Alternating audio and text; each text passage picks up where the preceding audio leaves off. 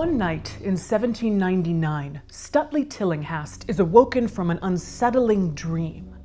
In the dream, Stuteley looks out across his abundant, thriving apple orchard and watches as half the orchard turns black and dies.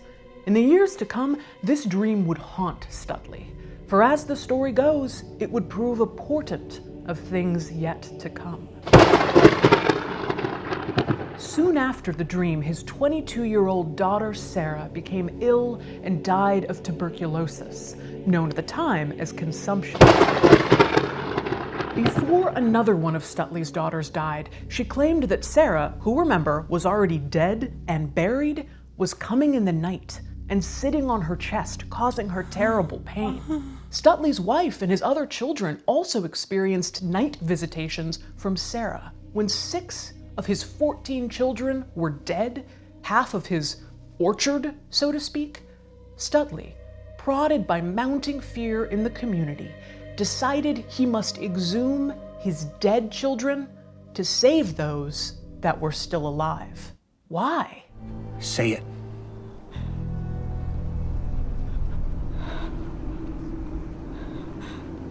Vampire.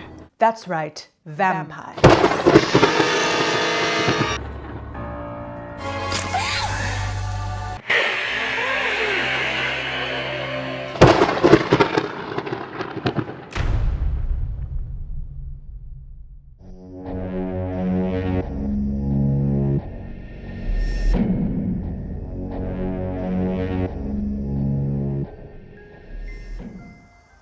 This tiny cemetery, now known as Rhode Island Historical Cemetery No. 14 in Exeter, is where Stuteley Tillinghast exhumed the bodies of his children in order to look for evidence of vampirism in the form of fresh blood in the corpses' hearts. Most of the children's exhumations showed normal signs of decomposition in the bodies, but Sarah Tillinghast? Her hair had kept growing, her nails had kept growing, her eyes were wide open, and most damning, her arteries and heart were filled with fresh blood. Stuteley cut out Sarah's heart and burned it on a rock in front of his home, which, given what a small family cemetery this is, was probably very nearby this area. Then he reburied Sarah and her siblings here. The prophecy of Stuteley's dream was being fulfilled. One of these unmarked graves here belongs to Sarah Tillinghast. So, how much of this Sarah Tillinghast story is real? More of it than you would think. The historical record shows it's likely that fewer of the Tillinghast children actually died during this period. More like 4 children, not a full half the family as the story goes. But the exhuming of the bodies and burning the hearts to prevent vampirism, that's real. I mean, not the vampires, I think. Who am I to say? I am but a simple mortal.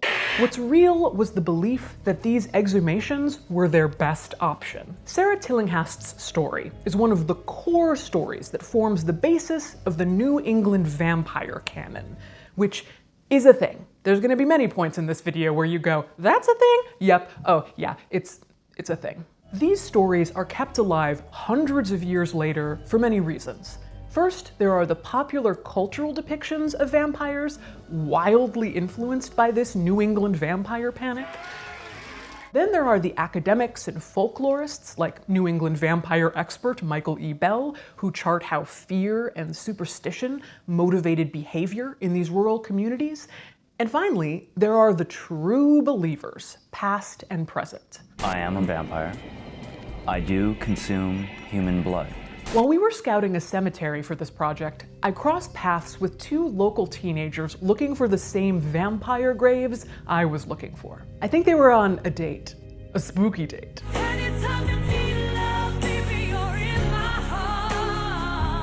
They immediately launched into a sincere story about blood-sucking, mysterious cemetery lights, and angry villagers. You know they're real. The boy said. Vampires. The pair headed off, hands clasped, on their way to, I don't know, what do morbid young people like to do these days? Do they smoke jar and blacks outside the goth club like I did when I was young and beautiful? That's how you can tell I'm not a vampire. I'm aging. You're watching me slowly decay through the medium of YouTube. Isn't that profound? Undead, undead, undead. I was jealous of these teens' credulous delight and real belief as they enjoyed their vampire weekend. Ladies and gentlemen, Vampire Weekend! To be clear, the New England vampire panic went far beyond the Tillinghast family. It was a time period from the late 1700s to the late 1800s when New Englanders, mainly in Vermont, Massachusetts, Connecticut, and Rhode Island, believed that the reason their family and friends were dying non-stop was because of vampires. It's like diamonds. Not tuberculosis, but Say it. Vampire. But where did these beliefs come from? The answer appears to be Serbia. Serbians have had great impact on American culture. Nikola Tesla, Novak Djokovic, Marina Abramovic, MVP center of the Denver Nuggets Nikola Jokic. But the origin for the New England vampire panic was likely a Serbian farmer named Arnold Paule. True, vampire-like creatures have long existed in folklore traditions, but this was the incident that sparked a whole European vampire panic, which then carried overseas and became the New England vampire panic. It's all very witch trial. A New England town goes, "Hey, Europe! I see you had some spooky shit going down, ending with the persecution of innocents. We would also like to try it." So it's the 1720s in Serbia, about 75 years before the death of Sarah Tillinghast. Arnold Paule was a former military man turned farmer. He believed while he was serving in Kosovo, he had been attacked by a vampire. Not wanting to become a vampire himself, as folklore warned, Paule allegedly ate dirt from the vampire's grave and smeared himself with the vampire's blood. As the people in Paule's town hear the story, they think, that blood smearing may have saved you, but it might also have turned you. What better way to vanquish an enemy than to make him an ally? After Paule was killed in a hay wagon accident, townspeople started dying, but not before claiming Paule had been visiting them at night and strangling them. 40 days after Paule's death, he was exhumed. Supposedly, his body looked fresh, and blood flowed from his mouth and nose, filling his coffin. His corpse was staked through the heart, decapitated, and burned. Vampire problem? Solved. Except that 5 years later, people in the town started dying again, 17 of them in quick succession. Locals were primed to believe that this was the work of the undead. Undead, undead, undead. Regimental field surgeon Johannes Flückiger was sent by the Austrian Empire to investigate das Vampirestande, or the vampiric condition. As the story goes, Flückiger examined the bodies and interviewed the townspeople. Most of the corpses appeared suspiciously free of decomposition. It was the middle of winter. Tuck that factoid away for later. Flückiger gave the okay to have the alleged vampire corpses beheaded, burned, and the ashes thrown in the river. He then wrote up a report, Visum et Repertum, which was given the thumbs up by his team of doctors and officers and handed over to Emperor Charles VI of the Habsburgs. He swore that everything he saw in the matter of vampires is in every way truthful and has been undertaken, observed, and examined in our own presence. It was officially declared that the source of this whole debacle was cows. Wait, what? Oh, vampire cows. Apparently years ago, when Paule was still alive, he had sucked the blood of some cows that were then eaten by the townspeople, who then became vampires. Flückiger's report was published and became an unexpected hit, spreading the word vampire across Europe and causing other panics to crop up. The existence of vampires was now being argued by scholars, writers, royalty, What's a vampire? even the Pope. At some point in the 18th century, these ideas made their way across the pond to Exeter, Rhode Island. Nearly 100 years after Sarah Tillinghast died, was exhumed, and had her heart burned by her family, the Brown family, also of Exeter, was in a similarly grim predicament. In 1883, George Brown's family began to die of consumption. First, his wife, Mary Eliza, died at just 36 years old. Then in 1884, their daughter, Mary Olive, died. In 1891, their son, Edwin, contracted consumption and was sent off to Colorado with his wife, in the hopes that the fresh air and change in climate would heal him. While Edwin was away in Colorado, his sister, Mercy Brown, contracted an aggressive form of the disease called galloping consumption and was dead within months in January of 1892. She was only 19. Mercy was buried here at Shrub Hill, now Chestnut Hill Cemetery, alongside her mother and sister. Unfortunately, it was looking like Edwin would soon join them. After 2 years in Colorado, his health wasn't improving, and he came back here to Exeter basically to die. Once George Brown's neighbors got wind of Edwin's terrible state, they started encouraging him, pressuring him to exhume his wife and daughters, because, well, you're starting to get the reason. Vampire. So one of the Browns, Mary Eliza, Mary Olive, or Mercy, was a vampire. We know now what to do to vampires to stop them: burning, staking, decapitated, etc. But what exactly was a vampire to the residents of South County, Rhode Island? To a New Englander, you might be a vampire if you die, usually younger. Your family and or friends start dying too. Your family and or friends complain of night visitations from you. Your corpse does not appear to appropriately decay. There's blood in your corpse's heart, liver, lungs, really any major organs. Your family and or friends say you're a vampire.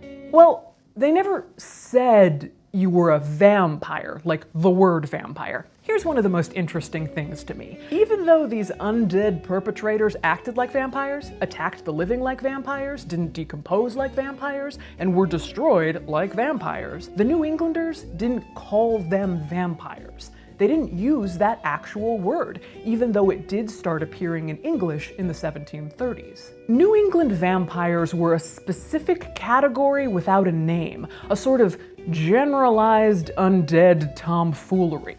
Your corpse, Breaking Bad. I'm still gonna refer to them as vampires because that's, I get it. You're wearing glasses, but we know that's you, Superman. Anyway, there were lots of reasons you could be accused of being a vampire. But what function did it serve to accuse anyone of that? A small village like Exeter, Rhode Island, didn't ascribe to Puritanism and other popular belief systems of the time. Most small-town New Englanders were considered heathens by those in the growing cities, with Rhode Island folks considered especially unruly. Christian missionaries were even sent to try and save them, but they relied on themselves and their community and their own judgment.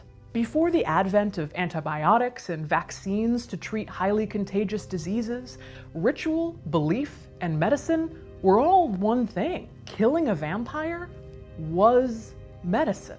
I don't mean that in a spiritual or intangible sense, where the destruction of a vampire as a symbol of evil would help to heal a family's anguish. This isn't chicken soup for the vampire-afflicted soul. I mean it was literally considered a cure for consumption. Kill a vampire, save a life, or many lives. At the time, consumption was rampant in New England. It was the leading cause of death. At its worst, 1 in 7 people would die from it. It was highly contagious and could wipe out entire families, entire villages. It's easy for us to scoff at these old-timey New Englanders for blaming their troubles on vampires. But when you're watching your loved ones die, watching them waste away every day no matter what you do, don't you start to wonder if there's something unseen, or maybe even otherworldly, sucking their life away? Tuberculosis. It's an airborne, easily spreadable disease that affects the lungs. Much like some other highly contagious disease. Hello, darkness, my old friend. It's spread when an infected person coughs, sneezes, even speaks, and tiny droplets are inhaled by another person.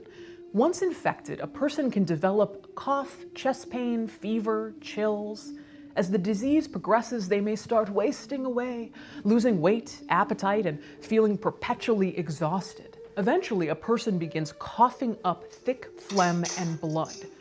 Essentially, tuberculosis breaks down the lungs, and the afflicted die from a chest filled with blood and the liquid that once were lungs. It's a long, drawn-out, painful way to die. Watching your community die from consumption would cause panic, and George Brown was being pressured to do something about it. That's why he enlisted Exeter's medical examiner, Dr. Harold Metcalf, to help him. The hope is it wouldn't be too late to save his son Edwin. On the morning of March 17, 1892, Mary Eliza, Mary Olive, and Mercy Brown were exhumed right here in this cemetery. Here's what they discovered, according to the Providence Journal. Mary Eliza was in a state of complete mummification, with no blood in her heart. Mary Olive's body had decomposed down to a skeleton, with a full, thick head of hair, but a skeleton nonetheless. But Mercy Brown's body was in, quote, a fairly well-preserved state, and according to some, in a different position than she had been buried in. Plus, her liver, another vampire indicator, was fresh and free of decay. And then there was her heart, her telltale heart. When Dr. Metcalf cut it open, clotted and decomposed blood dripped therefrom. Vampire proof. Her heart and liver were placed on a rock in the cemetery. Maybe that one, or maybe that one. It's hard to tell now, and incinerated. The consumption cure of Mercy's burned heart and liver mixed with water was fed to Edwin. Shocker, even after that light interfamilial cannibalism, Edwin did not improve and died in May of that year. I realize I'm one to talk as the lady who ate the ash cake. Here we go. I'm really gonna eat this. It's really grainy. I don't really have room to criticize what people do with ashes, but there's something about consuming the ashes of the alleged vampire that's very much in keeping with the vampire remains as medicine mindset. As was often prescribed, once the vampire had been pinpointed and all or part of it incinerated, the ashes would then be somehow consumed by the person or persons targeted by the vampire. Sometimes, like with the Browns, it was eaten or drank. Drunk? Drinked. Imbibed. In other cases, the smoke from the cremation fire would be inhaled. One such case was Nancy Young of Foster, Rhode Island. Nancy died of consumption in 1827 at the age of 19. Soon, her sister Almira and others in the community began showing symptoms of consumption. The girl's father, Captain Young, brought in the best doctors to try and treat Almira, but none could help her. Then one day, Almira tells Captain Young that Nancy is coming to her every night, bright like an angel, telling her to join her and that her illness would soon be over. I won't let the devil into this house. So they go to the Young family cemetery, exhume Nancy's coffin, and place it on a pyre. In a heartbreaking image, some sources say Captain Young took his daughter's body out of the coffin himself and carried her to the pyre. They burned Nancy's body, and Almira and the other sick children, as well as some of the townspeople, gathered around the fire and inhaled the smoke, believing it would cure them, kind of like a supernatural vaccine. Unfortunately, inhaling a whole bunch of pyre smoke is not really the ideal situation for children suffering from tuberculosis. The vampire medicine didn't do the trick, and Almira died later that year. I know all this talk of vampire medicine can make it sound like the vampire panic happened in some dark, distant past, when our passions were ruled by magic and elders and ignorance. But America in the 18th and 19th centuries was a time of dramatic advancement. The steamboat, the transcontinental railroad, factories, electricity, and yes, germ theory. Cities like New York and San Francisco and Chicago became major cosmopolitan centers. To put it in perspective, the year that Mercy Brown's heart was burned was the same year that Henry Ford built his first gas-powered automobile. These blind leaps forward in technology may actually help explain the vampire panic. Small rural communities refused to conform to more mainstream ideals, choosing to look inward to what had served them for so long. While they weren't correct on the source of the contagion, can we really blame them for being wary of this new onslaught of rapacious technology and machines? Influential people in the Browns' Exeter community truly believed that Edwin could be saved by finding the vampire in his family who was sucking the life out of him. But let's be clear here, not all Rhode Islanders. Not everyone believed exhuming and heartburning was the best solution. Big reveal, neither George Brown nor the medical examiner, Dr. Metcalf, believed in vampires. George agreed to the exhumations just to get his neighbors off his back. But he wasn't there that day. He couldn't bring himself to attend the exhumation of his wife and daughters. It's also pretty evident that Dr. Metcalf was rolling his eyes over the exhumation of the Browns. The Patuxent Valley Gleaner stated that Metcalf was an unbeliever and that he did the examination of the bodies under protest.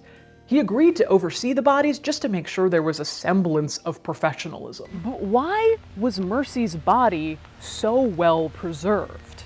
Vampire. Important, Mercy had only been dead for about 2 months. Even more important, she had died in January, when the ground was far too frozen to dig her grave. It was very common in the 19th century to keep bodies in keeps or receiving vaults till such a time that the spring thaw came and you could actually dig the grave. This is the vault where Mercy's body was kept, with her grave not that far over there. In the New England winter, this would have acted as natural refrigeration, the ideal temperatures for corpse preservation. Some accounts say that she was kept here and then briefly moved to the grave, and other accounts say she was pulled directly from this receiving vault. Either way, with the cool temperatures, she would have only just begun to decompose.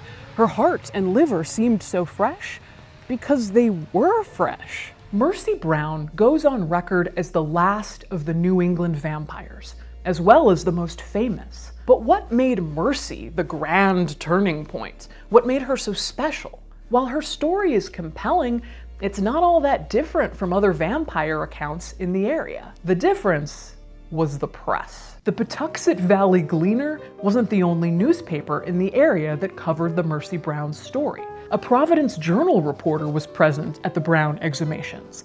Boston-born anthropologist George Stetson wrote an article for the American Anthropologist, published in 1896, examining the vampire panic. Papers from all over the US and around the world got wind of the Mercy Brown story, with journalists delighting in taking jabs at New Englanders and their Yankee vampires. Press from near and far characterized New Englanders, specifically folks from Rhode Island, dubbed Vampire Capital of America, as superstitious simpletons. Theories as to why vampire panic had gripped the region ranged from the primitive influences of Native Americans and Black Americans to accusations of good old backcountry inbreeding.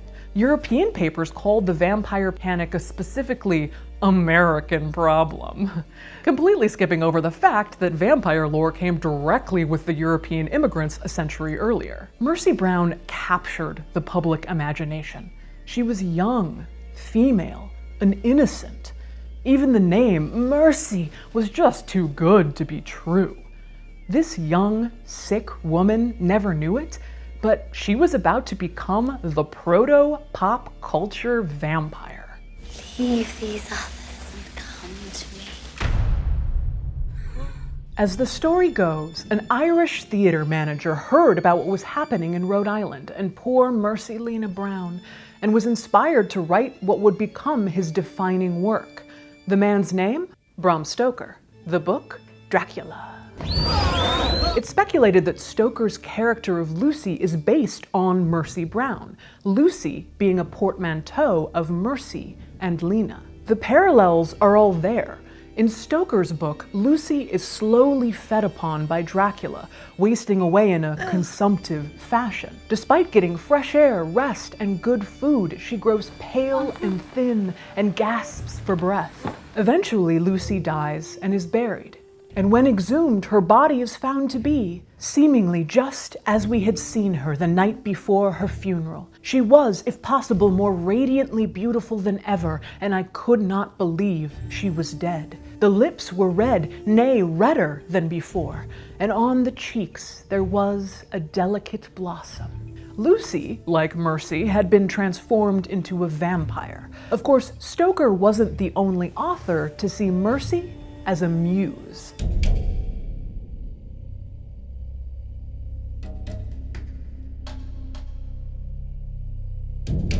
This house behind me on Benefit Street in Providence was immortalized in horror master and pretty much canceled racist H.P. Lovecraft's short story, The Shunned House. Lovecraft writes quite evocatively of a vampire in the basement of this house, referencing the Exeter vampires, Mercy Brown, even naming one of the characters Mercy. What, then, but some exotic emanation, some vampirish vapor such as Exeter rustics tell of as lurking over certain churchyards? Most people these days don't remember Mercy Brown or Sarah Tillinghast, but the New England vampires so pervade our horror, our lore, even the corpse fear that dominates popular culture.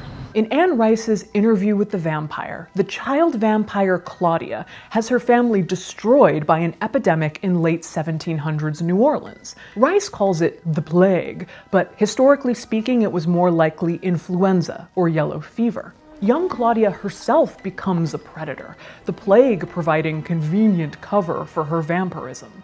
She is only stopped when her body turns to ash. Rice's vampires are consistently described as preternaturally beautiful, enticing, and sophisticated, which makes them even more dangerous. Of course, Rice's books weren't the first to explore the thirst trap vampire trope, emphasis on thirst. I want some more. Joseph Sheridan Le Fanu's 1872 novella Carmilla is a sexy, suggestive, queer vampire story, and so good. That's my book rec for the season. Dracula definitely has its seductive moments as well, but Rice paved the way for the likes of Twilight and True Blood. Suck it. We tend to attribute vampire lore to Eastern Europe, Vlad the Impaler, etc., so forth. And yes, much folklore was generated there. But our modern vampire is actually very American. From Lovecraft to Rice to Stephenie Meyer to Stephen King to Buffy to Blade. Even Stoker, who was Irish, was partially inspired by Exeter, Rhode Island. Rhode Island, aka Hollywood. I'm not trying to diminish all the rich folklore that gave us vampires, but in this, I guess you could call it second wave vampirism, there is something incredibly American about trying to take bloated, half-decomposing blood sacs and make them sexy. This switcheroo gets to the heart of what interests me about vampires. From the original folklore to Serbia to New England, no doubt the fears were connected to this unknowable, seemingly unpredictable dead body. As the human body decays, blood or dark-colored fluid purge coming from the nose and mouth are not uncommon. Gas builds up, organs liquefy, and the purge is pushed out of open orifices. If you opened up someone's grave expecting to see a desiccated corpse or a skeleton, but instead see a blackened body dripping liquids, vampire. Top layers of skin can slough off a corpse as it decays, revealing reddish skin underneath that looks fresh and smooth, even though the corpse could be long dead. Skin often pulls back as it dehydrates, revealing longer nails and larger teeth.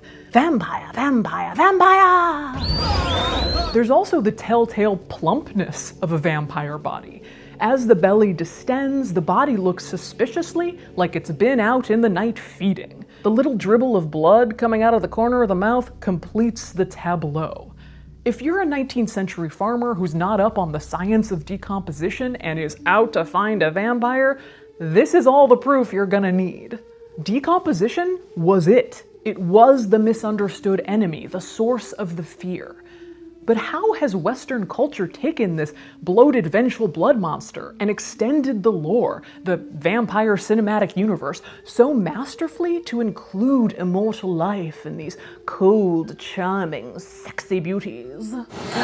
If you thought I wasn't going to connect this to the rise of the funeral industry, then I don't think we can hang out anymore. When all you have is a funeral industrial complex hammer, everything looks like a nail, folks, but I'm right, hear me out. What else has been happening starting right around the era of Mercy Brown, continuing through the 20th century, coinciding with the rise of this Americanized uber-sexy vampire, the arrival of the funeral industry, and embalming? Scholar Janie Skandura argued, quite to my delight, as you can imagine, that Dracula himself is an embalmer, draining blood from his victims, replacing the blood with toxins, and preserving the body forever.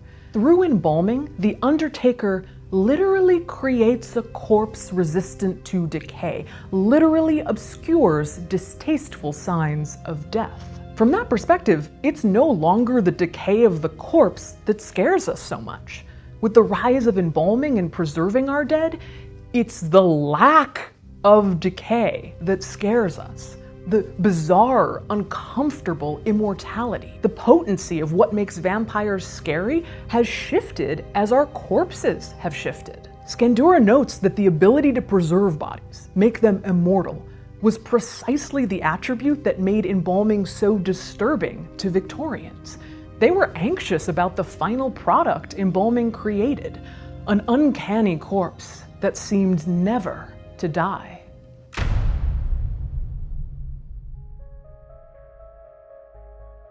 So it's November of 1990, and 3 boys are playing at a sand and gravel pit in Griswold, Connecticut. They go rolling and tumbling down a hill, and as they do, 2 human skulls roll down the hill with them. The boys told a grown-up, "As you should do when you find a skull, children." And the grown-ups told the authorities.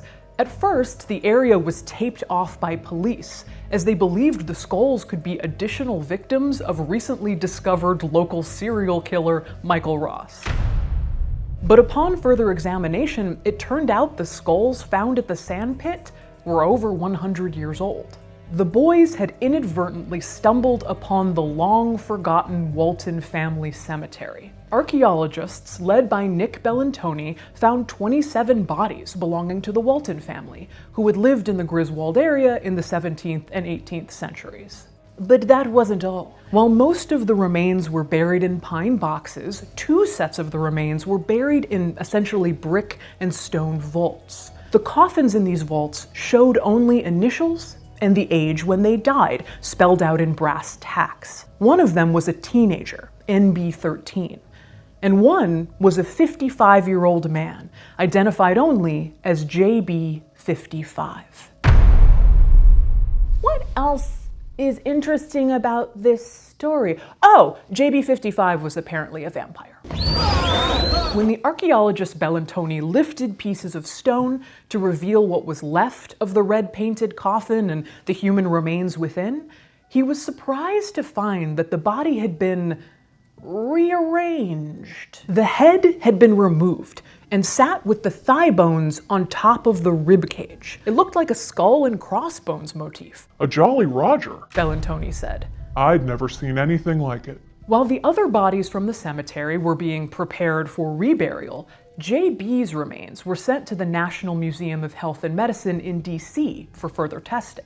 Looking into the history of the area, Bellantoni got into contact with folklorist Michael E. Bell. To Bell, who has documented at least 80 vampire exhumations in New England, the state of JB's remains was consistent with how the body of an alleged vampire might have been treated in 1800s Connecticut. Burning the organs or body was the best way to kill the hungry fiend, but if the heart or organs couldn't be accessed, the corpse was ritualistically rearranged to stop the dead from coming after the living. Piecing together JB's history from his bones, it was likely that he was a farmer. Bones arthritic from hard work, who died of tuberculosis. His illness was so severe that it scarred his ribs. JB was buried after death, but because of vampire fears, was dug up at a later date, late enough that his heart had completely decomposed, so there was nothing to burn. Instead, they decapitated him, arranged his skeleton in the crossbones fashion Bellantoni discovered, and reburied him. Exhuming JB for the second time brought the people of New England face to face with the only intact archaeological evidence of the vampire panic. But who was JB? That was harder to tell. In the early 90s, when JB's remains were found, DNA technology was not advanced enough to identify him. However, in 2019, thanks to the National Museum of Health and Medicine and the Armed Forces Medical Examiner System's DNA laboratory, JB was identified using Y chromosomal DNA profiling and genealogy data. JB55 can now confidently be named as John Barber. It was also discovered that NB13, the body of the teenager found near Barber's, was likely his son, Nathan Barber. We reached out to the National Museum of Health and Medicine, and they told us that as of now, John Barber's remains are still in their care. They're attempting to track down his descendants. It is Bellantoni's hope that someday soon, John Barber will be buried again for the third and final time.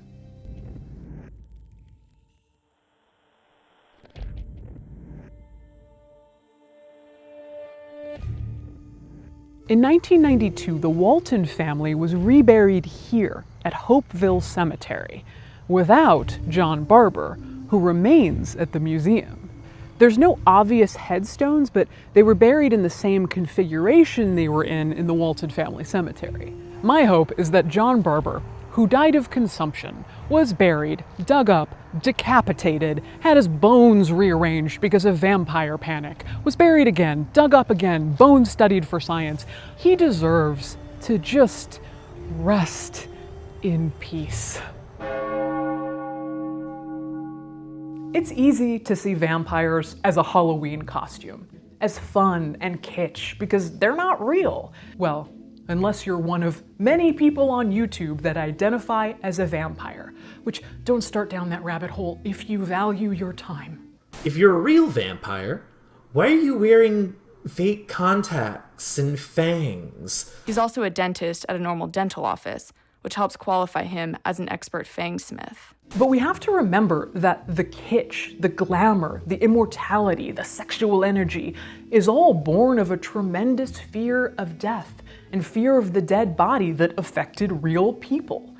I would never try to vampire police you or tell you not to enjoy vampires. In some way, this entire video is about enjoying the concept of vampires. I just think it's fascinating to learn about the real people who had to be deeply misunderstood post-mortem for this cultural mythology to develop the way it has and continues to.